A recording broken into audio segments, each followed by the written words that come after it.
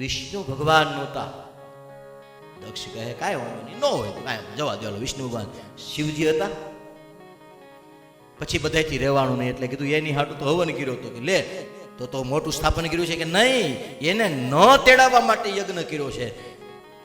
ત્યારે બ્રહ્માજી કીધું તમને વિચાર આવે છે જે યજ્ઞની અંદર સૃષ્ટિનું સર્જન કરનાર બ્રહ્માજી નથી, જે યજ્ઞની અંદર સૃષ્ટિનું ભરણ પોષણ કરનાર ભગવાન વિષ્ણુ નથી, જે યજ્ઞની અંદર સૃષ્ટિનો સંહાર કરનાર ભગવાન શિવ નથી, ન ઉત્પન્ન કરનાર, ન ભરણ પોષણ કરનાર, ન કલ્યાણ કરનાર દેવતા, ત્રણમાંથી એક કોઈ નહોતા. તમે શું દોડ્યા ગયા? ભૂલ થઈ ગઈ. હવે તો કીધું અમે એ કેવા આવ્યા છે કે અમને તો મટી જાય આ બધું વાગ્યું છે, પણ દક્ષને તો હાવ માર નાખ્યો, એને કાપી જ નાખ્યો, પૂરો કરી નાખ્યો. હવે પ્રજોતપતિ કેમ થાય? તો કીધું હવે તો આ જેણે કર્યું એની પાસે બધા દોડતા દોડતા ભગવાન શિવની પાસે ગયા. શિવજીની પ્રાર્થના કરીશ. બધા ભગવાન શિવને પ્રાર્થના કરી, ભગવાન આંખો ખોલો. ભગવાન આંખો ખોલીને કીધું બોલો શું થયું, કેમ આવવાનું થઈ ગયું? દેવતાઓએ કીધું ભગવાન યજ્ઞનો વિધ્વંસ કર્યો ને તમે તમારા ગણો યજ્ઞ મારી નાખ્યો છે, યજ્ઞની અંદર દક્ષને મારી નાખ્યો છે. ભગવાન શિવે કીધું છે નાગમ પ્રજેશ બાલા ન વર્ણયે ન ચિંતયે દેવ માયા વિભૂતાના દંડ તતરો ધૃતો મયા. ભગવાન તમે દંડ આપ્યો. ભગવાને કીધું ખબરદાર મારું નામ લીધું તો ભોળાનાથે કીધું મારું નામ કોઈ લેતા જ નહીં. મને નથી કોઈની અંદર પ્રેમ, નથી કોઈની હારે નફરત, ના અગમ ભાલા, ન મારા કોઈ બાળકો છે, નથી મારું કોઈ. આ સંસારની અંદર હું એકલો છું. હા, આ જગતની અંદર હું એકલો છું, મારું કોઈ વાલું નથી, મારું કોઈ દવલું. તમે દંડ આપ્યો કે ના ના યાદ રાખજો, ન વર્ણન ન ચિંતયે, મેં કોઈ દી મનમાં વિચાર્યું નથી કોઈના માટે. જેને જે કરવું એ કરે. મારા માટે કાંઈ કોઈના મનમાં હોય તો એનો ભાવ છે, પણ મારા માટે, મારા મનમાં કોઈ માટે કાંઈ નહીં. પણ આને માર્યા એ કે નહીં, મેં નથી માર્યા. પછી બીજા ચરણની દેવ માયા વિભૂતાનામ દંડસ્તય ધૃતો. એ માર કોને કોને ખાધો? તો બધા કે એમે ખાધો. અમે તમે ખાધો તે આમનમ ખાધો નહીં, નબળા કામના સાક્ષી બનવા ગયા હતા તો ખાધો. એ તમારા કર્મ હતા, તમને કોઈ માર્યા નથી. બધાએ ભગવાનને બહુ પ્રાર્થના કરી. ભગવાન બે હાથ જોડે બ્રહ્માનંદ કહે જય શંકર કૈલાસપતિ શિવ, જય શંકર કૈલાસપતિ શિવ, જય શંકર કૈલાસપતિ શિવ, જય શંકર કૈલાસપતિ શિવ. પૂર્ણ બ્રહ્મ સદા અવિનાશી, પૂર્ણ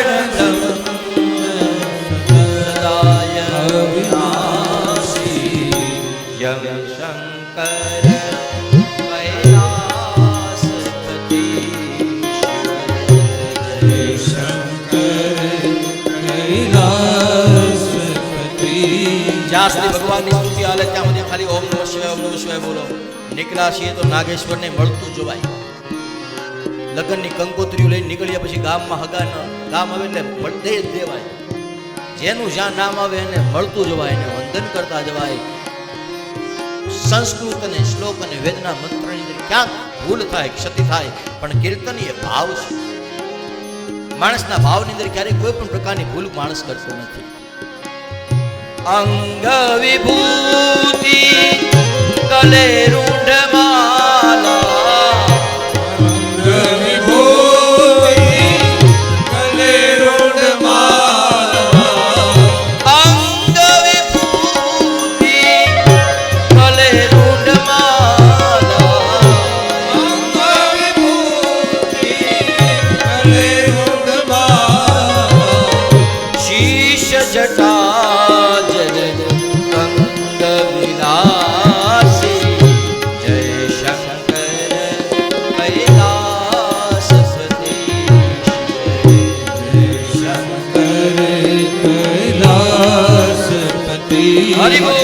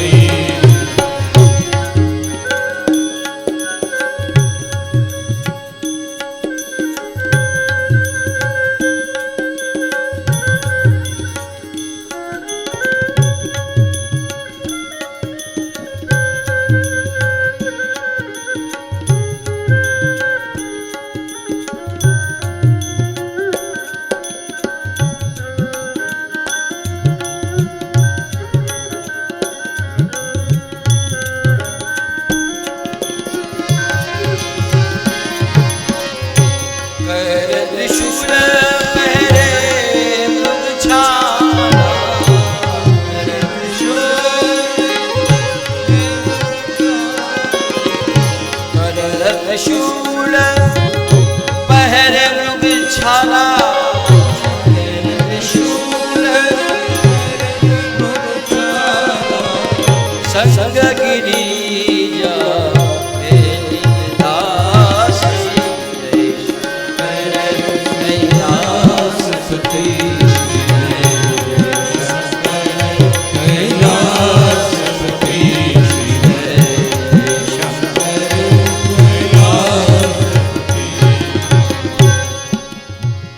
બ્રહ્માનંદ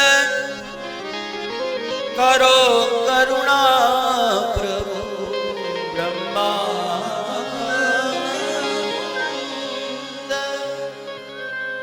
કરો કરુણા પ્રભુ કરો કરુણા પ્રભુ એટલે કર્પૂર ગૌરમ કરુણાનો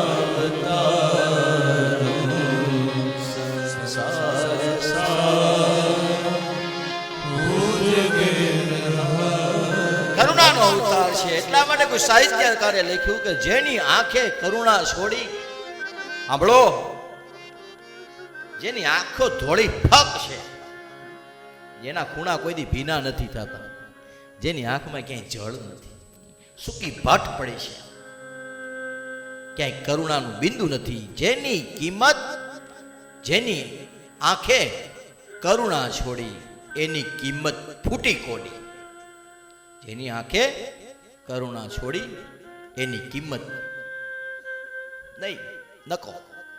ભગવાન શિવે બહુ પ્રાર્થના સાંભળી દક્ષને પુનર્જીવન આપ્યું છે. દેવતાઓએ ભગવાનને કીધું, ખરા છો ભગવાન તમે? કેમ? તો કીધું કેટલાયને માર્યા, કોઈ જીવતા ન કર્યા, આને જીવતો કર્યો. કેમ? તમારા સસરા છે એટલે સંબંધો રાખ્યા હો તમે. તમે કયો ખરા, નમે દેશ રાગ નમે લો મોહ, પણ હા હારાનું રાખ્યું ખરું થોડું. ભગવાન શિવે કીધું નહીં, એવું કાંઈ નથી. કેમ નથી? આને માર્યા પછી તમે જીવતો કર્યો. ભગવાન ભોળાનાથે કીધું, તમે વિચારો, એના ભૂતકાળ તો જુઓ તમે. દક્ષના જેણે એની જિંદગીની અંદર 60 દીકરીઓનું કન્યાદાન કર્યું હોય, એ બાપને મારવાનો મને કોઈ અધિકાર નથી. કન્યાદાનનું આ ફળ છે. એટલે કન્યાદાતા સાવધાન. એટલા માટે ગીત જેને તે આંગણ દીકરી ધન્ય તે તેનો અવતાર. એનો અવતાર ધન્ય થઈ જાય કે જેની ઘરે. અને કદાચ ક્યારેક ભગવાને તમને દીકરી ન આપીને બે દીકરા જ આપ્યા હોય તો કોકની દત્તક લઈને એક વખત કન્યાદાન દેવું, પછી જોવો તમને મજા આવે. હા, ક્યારેક કોઈ ગરીબ માણસની દીકરીને પરણતી હોય ત્યારે કરિયાવરમાં 2 જોડ કપડાં લઈ દેવા, ભગવાન આપ્યું હોય તે કાદું ઘરેણું કરાવી દેવું, ઈશ્વરે દીધું હોય. અને ગર્વ થવો જોઈએ.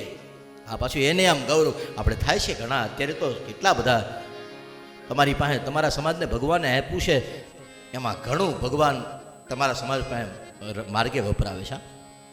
પછી અપલખણ તો ઓલવેજ બધા સમાજની અંદર દરેક વસ્તુની અંદર હોય, પણ આપણે એ તરફ નજર જ નહીં કરવાની. આપણે એ જુઓ આપણા સમાજની અંદર શું શું સારું થાય છે.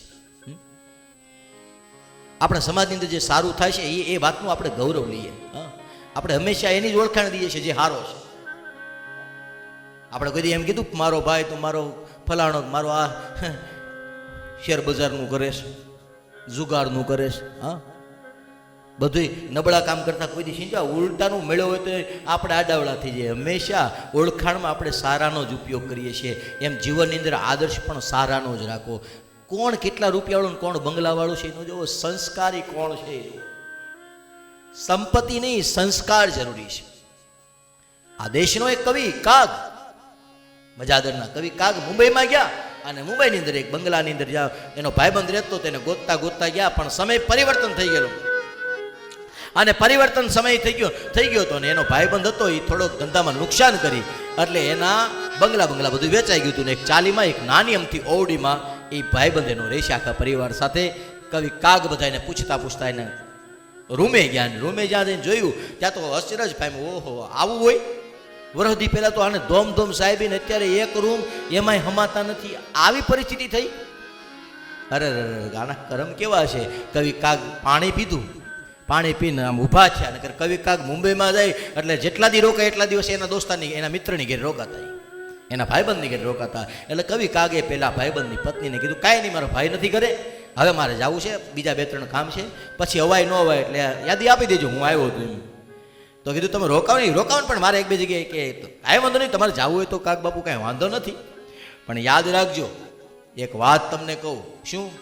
તમને મનમાં દુઃખ થાય છે, મને દેખાય છે કે તમારા ભાઈબંધ પાસે બંગલા હતા એ વીઆઈ ગયા, નાની એમથી ઝૂંપડી રહી ગઈ, પણ તમને એટલી ખાતરી આપું, તમને ગેરંટી આપું છું, તમારા ભાઈબંધની સંપત્તિ વહી ગઈ છે, એના સંસ્કારો નથી વહી ગયા. સંસ્કારો તો હજી ઇનાય છે. સંપત્તિ વહી ગઈ છે ને વહી ગઈ છે, મળશે, આવી છે, જશે 100%, પણ સંસ્કારો હજી ઇનાય છે. ટાણું હોય તો રોટલો તૈયાર છે, તમારે ઉતાવળ ન હોય તો રોટલો તૈયાર છે, આગળ 2 મિનિટ થાય તમને જમાડતા. તો કાગ બાપુએ કીધું તો રોટલો બનાવીને કાગળીઓને પેન આપ, મારે થોડુંક મને ઉગ્યું છે હું લખી લઉં. અને પછી કાગ બાપુએ મુંબઈ પોતાના ભાઈબંધના ઘેરે એક ફાટલી તૂટલી ખુરશીની અંદર બેઠા હાથમાં બોલપેન અને કાગળીઓ લખી લઈને ગીત લખ્યું.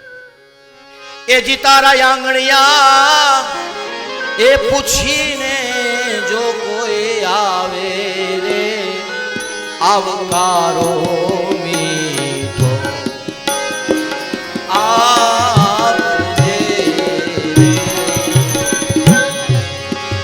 જી તારા આંગણિયા પૂછીને કોઈ આવે રે, આવકારો મીઠો આપજે રે. માનવીની પાસે કદી માનવી ન આવે, માનવીની પાસે કોઈ માનવી ન આવે રે, એ જી તારા દિવસો એ દેખીને દુખિયા આવે રે, બને તો આપજે રે,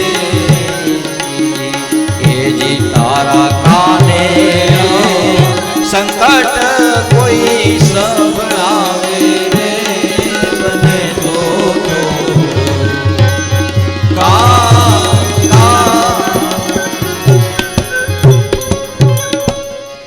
આત્મીય સત્કારની આ ભાવનાથી ગૃહસ્થાશ્રમની ઓળખાણ છે. ભગવાન શિવે કીધું નમે દ્વેષ નહીં, મને એવું કઈ છે જ નહીં.